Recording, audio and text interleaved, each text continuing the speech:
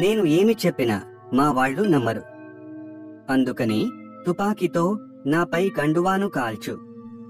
అది చూసి నీ దగ్గర తుపాకీ ఉందని మా ఊరి వారందరూ నమ్ముతారు అని చెప్పాడు.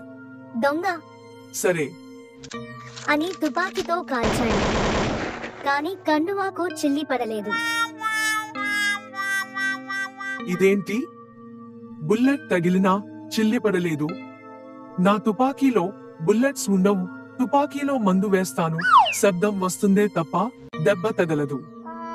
ఇది కేవలం భయపెట్టడానికే, చంపడానికి కాదు అని విరగబడి నవ్వసాగాడు దొంగ.